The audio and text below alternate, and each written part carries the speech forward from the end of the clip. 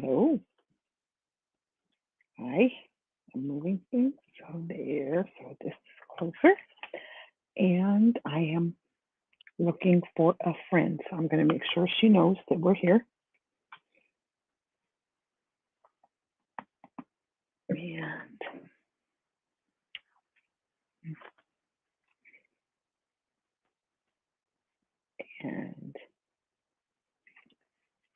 hold on here. I'm looking for Laura. And Stevie made it. Yeah. And Laura, she's in the middle of a blizzard, so she may not have power. But I wanted to give her a second. How are you doing, Stevie?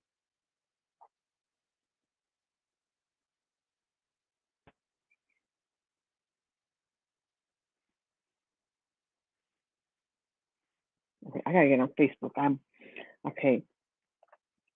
And yesterday, Liam and um, Holly were on the ski hill. I miss you too, friend. Randy said Sweetgrass was bad, like the visibility with all the wind and the snow. Someone asked for too much of a white Christmas. I've decided, and um, okay, you know what? I'm just going to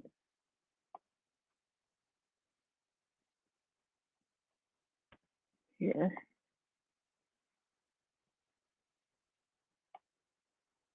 I tagged her. There, now she'll be able to find us. Okay, so now I'll pick up at the story. So they were at the hill. They went to lunch. No, they didn't go to lunch. They were in front of the tree. Holly set Liam up with Rebecca. Actually, Liam tried getting cozy with Rebecca. Not even getting cozy, just, he wanted to meet her. And Stevie's done. And as soon as Liam wanted to meet Rebecca, the Christmas lights went out on the Christmas tree. So now the town is all a Twitter because there's no Christmas lights on the town tree. And Holly's friends do not like Liam because they think that he's all about him, because they always ask him about his movie, Silent Night, Deadly Night. But they don't know that he's looking for Holly. So we're going to go from there. And the next chapter is Because You're Dense. Now, Liam took in the images of the small town while living while he waited for the old man who helped him wrap his mother's presents. He could see Kellen through the window of the candy store across the street. Kim, the woman Holly had introduced him to, held out a piece of candy for Kellen to sample. While Liam went with jewelry for the go-to purchase for his mother, Kellen always bought his grandmother chocolates for Christmas. He picked up the tradition when he was a teenager. Many times over the years, Liam made fun of Kellen for his lack of originality. Their friends always tried to outdo each other. It was a game Kellen never played. He knew what his grandmother liked and didn't care if it wasn't as shimmery or as impressive as other people's presents. Kellen's ability to remember what was important kept Liam grounded. When Liam tried to believe the press promotions, Kellen gracefully tried to bow out of the friendship. He declined invitations to parties or any high publicity events. When Liam called him out, Kellen said, "You're a great friend. I'm not going to lie. The women that come around when you're in the room are pleasing to the eye. With that being said, I will not make you a false idol. If you want to hang out because we enjoy each other's company, that's great. If you're looking for another fan, there's a world full of them. Don't let me get in the way." Kellen's sincerity woke Liam to the changes in his family. When he was younger and needed them, they lived in California. Then, one by one, they moved back to the small town where they came from. On his first visit, Liam noticed the worry lines around his mother's eyes faded, and his brothers had developed an easygoing nature. In the absence of all the distractions of Hollywood, Liam put two and two together. His family's happiness paid the price of his success. His eyes followed Kellen, who looked both ways before crossing the street. He nodded hello to a couple of people before opening the door to the jewelry store. The bells on the door jingled, and Kellen stomped on the rug to remove the snow stuck to his boots. The old man appeared from the back with a small wrapped box. Good to see you, Eldon. Kellen held out his hand to wave at the man who helped Liam. Liam flinched. He had been with the old man for a better part of 20 minutes and had already forgotten his name. He had to get better about adopting the minute ways people showed each other appreciation. Likewise, wrinkles formed around the old man's eyes as his smile grew. How's Helen doing? She hinted a new flavor of candy. Kellen held up the red pinstriped bag. The old man chuckled. I'll stop across the way and make a purchase myself. He cleared his throat and said, I can help you in 1 second. He held out a small slip of paper for Liam, and his voice changed to take on a more professional tone. If your mother decides she wants different charms or should have any issues with the necklace, this will make the process easier. Liam's gaze alternated between Kellen and Eldon. He preferred the way the older man interacted with his friend. The relationship one community member had with another dictated how they regarded each other. Without having to say a word, Eldon had communicated Liam's position in the community. He was a person who would come and go and perhaps never be seen again. It humbled Liam. The two friends left the store with their purchases in hand. Kellen pointed Liam in the direction of the park at the end of town. There's a Christmas stroll in the warehouse. I need to go in there and meet my grandmother. She may want me to buy something. Liam didn't think about trying to persuade Kellen otherwise. Nobody denied Kellen's grandmother her request. The woman had a way of showing her disappointment that pulled at a man's gut. She acknowledged and accepted the reason for the decline gracefully. The forced smile she used to hide her disappointment could have Genghis Khan apologizing for breaking a dish in her kitchen. The men tucked their packages in the glove box of their pickups and began their journey to the land of homemade gifts and candies. At the corner, before they crossed the street to enter the building, Liam caught a glimpse of a red sweater peeking from the bottom of where the woman's coat had been unbuttoned. He stopped where he stood and examined her for any other distinguishing signs. Was she the one? Her path took an arc that increased the distance between Liam and her, but she was close enough for him to figure out that she was tall, as if not taller than Liam. The woman he looked for was shorter than him. Kellen's nudge on Liam's elbow brought him back to the present. Liam focused on the road in front of him. They had plowed the road, but there were slick spots that could cause someone to lose their balance. The two friends walked in the door to find themselves in a building decorated to look like the North Pole Village. Someone had taken plywood and painted strips of wood to look like path markers. The bottoms had swirls of garland as decoration. Each marker was a couple of feet in front of a false wall painted to look like the entrance to a house. He admired the snow painted on the eaves of the fascia and the alternating green and red and blue lights along the outer edge. Liam marveled, these people go all out for a holiday boutique. It'll be hard to find her in all this. Kellen shook his head to apologize. If you want to leave, I understand. Liam never got the chance to consider the offer. Another woman in a red sweater walked by. His eyes zoned in on her. She was the right height. Liam pulled up the memory and remembered that the woman who grasped his arm had longer hair. He remembered holding his arm down to resist brushing a strand behind her ear. This woman had short blonde hair. Across the room, he saw Holly pass through one of the fake doorways. She hurried to keep up with her youngest niece. Liam tried to remember the child's name. It was the name of a city. Georgia? No, that was a state. The child's name was Savannah. Pleased with his ability to recall her name, Liam smiled and sighed. Already he had improved his ability to remember people. Another woman with a red sweater filled the space left by Holly's movement. Liam strained to get a better look at her. Her hair was brown, and she was the perfect height. And she wore glasses. A thought struck him. What if the woman of his dreams wore contacts and he had overlooked her? Liam was about to approach the woman in glasses when another woman wearing the same sweater passed in front of him. His voice softened from the confusion. What is it with the women in the same red sweater? Better question, what is it with you and the woman with the red sweaters? Kellen quipped. You promise you won't laugh? It had been 3 days, and Liam's search proved unsuccessful. Perhaps it was time he got help. I cannot make promises. Oh, wait, you promise you won't laugh? It had been 3 days. Oh, yeah. He already asked if he wouldn't laugh.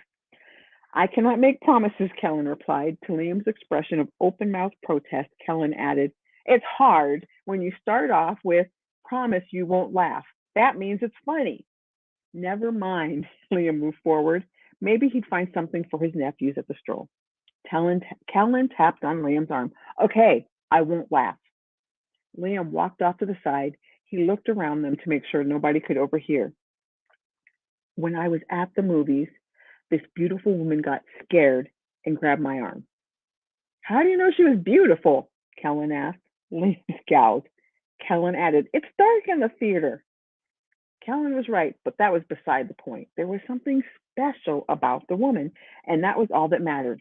Anyway, Liam continued, she smelled heavenly, and I wanted to protect her, but we didn't know each other, and I thought it would be creepy. So I didn't. A couple of seconds later, she got up, left the theater, and never came back. I waited through the entire movie for her turn. When the lights came on, I found her sweater in the seat. I returned to the back and promised that I'd find her and ask her out. You know that only happens in fairy tales. Callan's brow wrinkled. Or at Christmas, Liam returned. You've been watching too many movies, Callan shook his head. It'll never work. Why would you say that? Liam regretted sharing his story. His career was a fairy tale come true. Granted, Liam worked hard and spent countless hours on his craft, but everybody knew magic without hard work was just a lot of sparkles that faded into the atmosphere. His parents' relationship proved fairy tale marriages existed. They met and were engaged 6 days later. Of course, they worked together over the years to keep the marriage strong. There was nothing to prove that his quest for a relationship that had a magical beginning didn't exist. Because you're dense, Callan pointed at a display of scarves. You've been hanging out with the mystery woman you've been looking for. Liam pivoted to see what Callan was trying to show him. He saw Holly and her niece admire one of the scarves and set it back on the rack. Kellen said, there's the woman you've been looking for. The euphoric feeling of finding what was lost never came to Liam. His head tried to tie the pieces of the situation together, and they didn't mesh. When I asked if she wanted to go to your movie, Holly said she tried and lost her popcorn and soda. Kellen shrugged. I thought she was being metaphorical, that it was her way of saying she saw it and didn't like it. The remark didn't set well with Liam. Confusion pushed aside the joy of the search. He did the calculation. He met Holly after the movie. Ever since, they've spent a lot of time together. Here, he was worried about being creepy when he had a beautiful woman pop in his life, and he didn't give his immediate friendship with Holly a second thought. Foolishness flushed through his body, then the heat of anger followed. How could he have been so stupid? Holly's niece noticed Liam from across the room. Her face perked with a smile, and she waved. Liam had been in situations with women who couldn't respect his space. More times than he wanted to admit, his manager had to coach him through the routine to diffuse the situation. Liam put on a smile he gave when he was out, and a fan recognized him and waved back. When the time was right, he'd have a talk with Holly. Until then, he'd do his best to play the part of family friend. Dun, dun, dun. That didn't go well. I'm kind of scared for Holly. You ready for the next chapter? I'm going to guess yes. All right. The next chapter is Dance of the Fairies.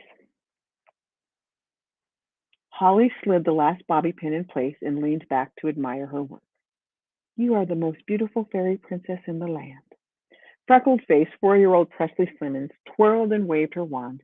Sequins in her tutu sparkled as they caught the light. Presley hopped when she finished her twirl and bounced away to find her mother. Most of the girls in the room were fairies, and the boys wore felt hats with ear attachments to make them look like elves. Presley was Holly's last fairy for the evening. She pulled 2 boys out of Rebecca's line to add blush and freckles to the boys' faces.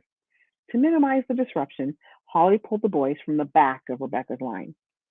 Holly spotted Liam's nephew, Clayton and Cole, toward the middle of the line. She smiled and got to work, adding makeup to Micah Smith's face. The 5-year-old squirmed when Holly touched the blush brush to his cheeks. He giggled. That tickles. And Holly, imagining what it would have felt like to him, laughed in response. Out of the corner of her eye, she caught Clayton and Cole with their heads bowed together. Clayton pointed toward the small line in front of Holly. The bell on Cole's feet jingled as he scampered toward the line. Clayton alternated his glance from Holly's line to Rebecca's line. Rebecca finished with a brown-eyed elf that looked like he was 6 years old.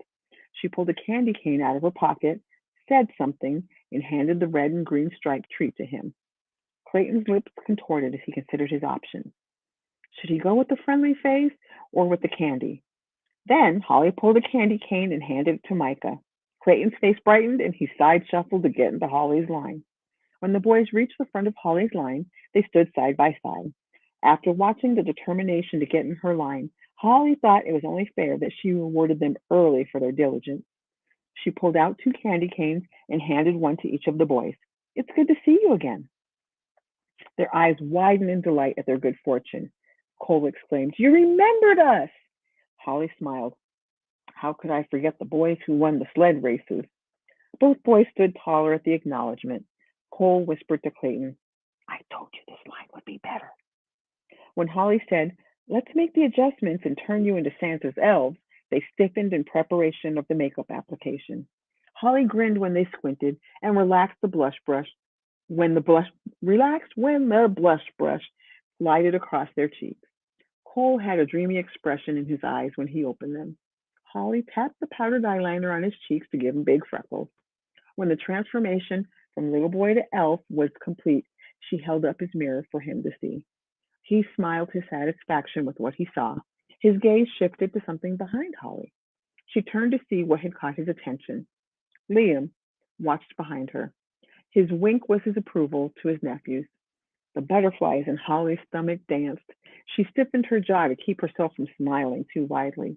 Kristen, the director, clapped a rhythm. Some of the children echoed the rhythm. She clapped a different rhythm.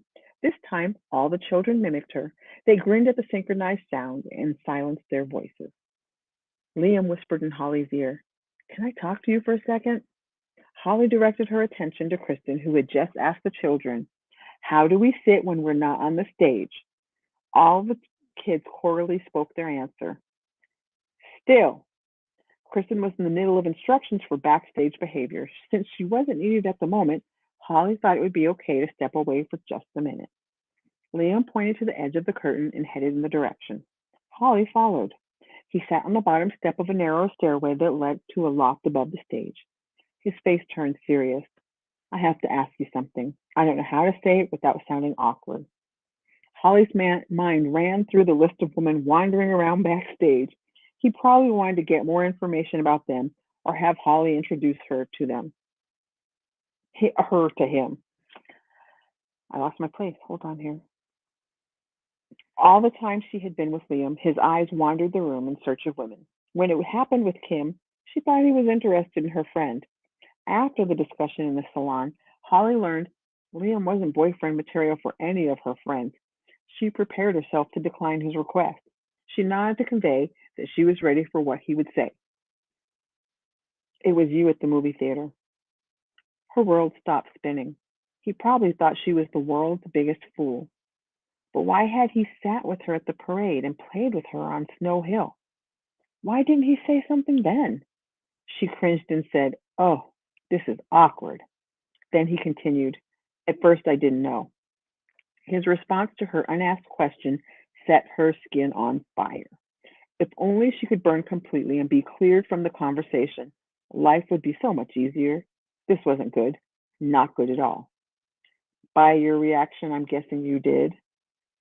Kind of, Holly stammered. Well, yes. Why didn't you say anything? I hoped that if I didn't mention it, we could both forget it happened. Or you've been trying to figure out a way to use it to get me to like you. With what he said being the last thing she expected, Holly's head jerked. What? Come on, get cozy with the guy in the theater. Then you become friends with him. Convince him that you're special. It sounded like a plot line from a movie that would feature him in the starring role, but this was reality. They lived in small town Montana where everybody knew everybody. There was no point in trying to convince people you were special. You did your best at being a good person. There was no motive for doing it. It's just the way people were. Liam cast his eyes toward the group, and in that instant, Holly saw him for who he was. Her friends told her how he wrote on his social media account that she was a fan. At the time, she thought it was funny, that he was being flip. Faced with his accusation, she saw it wasn't a joke. Liam Lane thought he was better than her, and the only way Holly could gain his friendship was to trick him. And when he called her out, he expected Holly to create a scene. So he confronted her in person so he'd have witnesses. So I'm asking you nicely to back off. Holly's mouth fell open. He was serious. His accusation stung. Sure, she got scared in the theater, but she would never go stalk her over a guy. Her throat tightened, so she swallowed hard. She rose to leave the conversation. The fairies and elves needed her attention. Liam may have been a professional actor, but Holly had been in a summer theater play or two. She pasted a smile on her face. You don't have to worry. I won't be a problem anymore. Then she casually pivoted and used a hand signal to tell Kristen that she was going to the bathroom. Kristen nodded, and Holly headed to a quiet place to clear her mind. Except the bathroom wasn't a quiet place. It was full of women who had the same idea as her. They were taking care of their business before the show so they could catch every endearing moment in the play. Holly twirled to leave and find another place when she bumped into Kim. She started to apologize. I'm sorry, I wasn't paying attention to where I was going. You look like somebody took your favorite lipstick. Kim's eyes assessed Holly's face and filled with concern. What happened? Nothing? Kim pulled her by the elbow to a bench across the hall from the bathroom door. Spill it. By now, Holly had mustered the energy to gather her thoughts. She sighed and said, It'll be okay. I was upset, but I'm okay now. About? Holly stammered. Liam thinks I'm a stalker. Kim's brow raised. Tell me what happened and start from the beginning. Before the movie, Holly hoped something magical would happen to reignite her holiday spirit. She didn't want presents or love or anything grand. Simply put, she wanted to be happy. Looking back, she saw the mistake. What kind of person seeking out happiness goes to a movie with killers and fights? When she chose the suspenseful movie over the family one, her fate was sealed. Her mother said confession was good for the soul. If Holly had to share her faults, there was nobody better than the owner of the chocolate shop to hear them. That was the end of that chapter. So it has been, I'm looking at the timer, 24 minutes. Oh, oh, hold on. Oh, this is cool, you guys. I just saw that. I could share your comments. Okay, so should I go on to the next chapter or end it here? I want to honor your time. And while I'm honoring your time, I will tell you the next chapter is from Liam's point of view. Hi, Kim. Oh, I'm so happy you're here. I was just thinking about you. I wonder if you felt me. All right. All right, next chapter. Okay. This is amusing. While she choked up a little, Holly's reaction did not meet Liam's expectations. She offered no denial or rebuttal for that matter. There was no argument to hush. The woman simply walked away as though a civil conversation had ended. Well, technically, it was civil, and it had ended. Liam watched her cross the stage, cross through the door, and turn left. From her profile, she had the expression of someone who had someplace important to be. He clasped his hands together, clicked his teeth, and prepared to make his way to his seat. His nephews caught him midway to the door. Tell Dad we're in the scene right after the wolf talks to the fairies. Will do, Liam nodded. He held up his cell phone. And I will try to catch it on video. We can watch it on television later. Maybe Dad will let us have an Instagram account and we can put it there too. Liam shook his head. You cannot have one of those until you're 13. Cole said, Clayton is 8. He's almost there. His nephew's appreciation for his older brother pulled out the tender side of Liam. Mark had done a good job raising his sons without their mother. Almost. We'll save the video until then. The director called out, "Places, everyone!" Clayton took Cole by the arm. "That's our cue." He inclined his head towards Liam. "That's theater talk." Liam held in his chuckle and kept a serious expression on his face. "Break a leg." He winked. "That's theater talk, too." He waved goodbye to his nephews and crossed through the doorway. When he looked to the left, he watched Holly weave through a crowd of women and head in his direction. Her gaze landed on him, and she stopped where she stood. Her jaw tightened, and she did an about face. Curiosity got the best of Liam, who watched to see where she was going. He caught her friend Kim's reaction. Kim glared at Liam and turned to go after Holly. Both women stepped into what he thought was the ladies' room. Apparently, Holly was hurt by what he had said. Liam wanted to feel bad, but then again, he couldn't be held responsible for other people's feelings. He shrugged away the interaction and made his way to his seat. He sat at the end of the row. His mother, who was positioned closer to the middle, leaned forward and greeted him with a smile. Liam had to take a second look when he realized she wore a red cardigan sweater. "What is up with all the women wearing the same sweater?" Mark replied, "It was part of a school fundraiser. The money helps fund the theater arts program." The women bought the same sweater and decorated them with pins. It was one of those female bonding things. Mark pointed with his thumb at the woman across the aisle. Elsie was the one who coordinated it. I think they will embroider something on them for Valentine's Day. Liam rubbed his forehead. The community where his family lived was different than anything he was used to. Nobody in Hollywood would be caught dead wearing the same outfit as someone else. Otherwise, it would end up in a paper where people would vote on who wore it better. He was about to say as much when the lights dimmed and the director appeared in the middle of the stage. She waited for the audience to silence before speaking. "Before we get started, I want to thank a couple of people for helping make this happen. Can you please stand when I say your name?" She squinted and craned her neck as she searched the audience. "First is Mitch Dawson." A bald man with a goatee who sat toward the front of the audience stood. People clapped. "Thank you for painting the backdrop and coordinating the set design." The director continued with her acknowledgments and thanked parents for making meals for rehearsals and the makeup artists and costume designers behind the stage. Kristen mentioned Holly's name more than once. Every time Kristen thanked Holly for a good deed, a rod of annoyance struck Liam. It was as though life taunted him with an awareness of her. Except now, he didn't want to have anything to do with Holly. He gritted his teeth through the presentation. After Kristen finished all the acknowledgments, she said, "I present to you the grumpy elf and his friend the fairy." The blue velvet curtain slid open and people clapped their enthusiasm for their performance. True to its name, the play charmed the audience. A scared elf ran off stage to be coaxed back on by Holly. From then on, Liam saw her behind the curtain acting out the parts for the nervous children. Everything about her was perfect. Liam should have been happy to have found her. Instead, the storm that started when Kellen called him dense loomed in the back of his mind. He knew people better than Kellen had given him credit for. Liam focused on the other side of the stage for the remainder of the show. The elf choir endeared the audience, and Liam made sure to video the scene for his nephew. There were so many scene changes, the audience and children in the play didn't have time to get bored.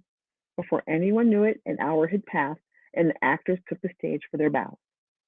Clayton and Cole shielded their hands over their eyes from the light while they searched for their father in the audience. When they found their family, they waved toward that side of the crowd. Mark elbowed Liam, and both waved back. After the curtain closed and the lights came on, people rose to leave.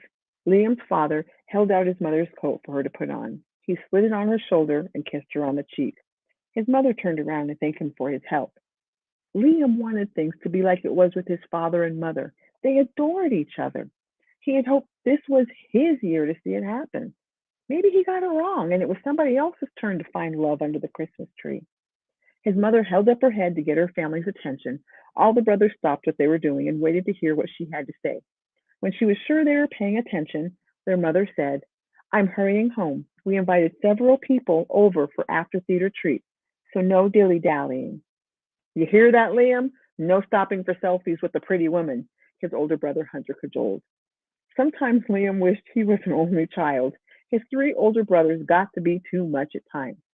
Other than rolling his eyes, Liam did not dignify his brother's comment with a response.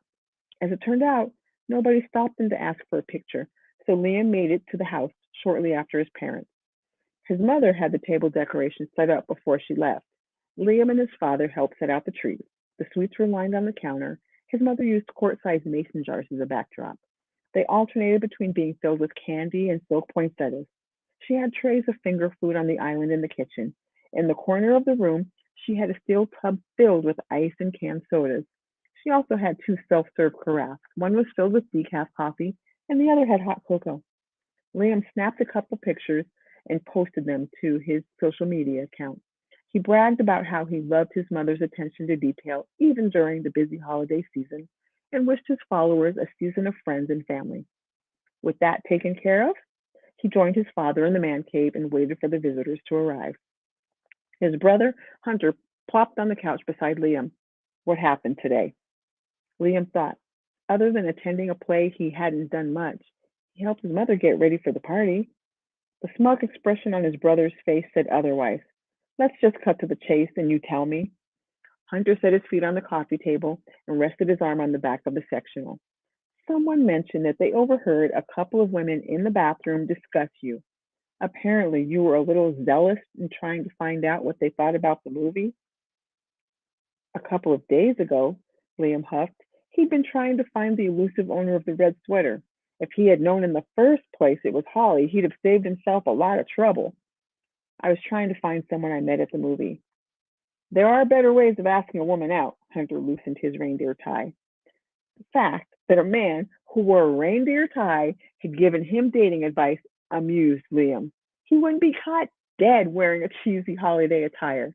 Then he glanced over at his dad. He wore a tie that had presents stacked halfway up the base.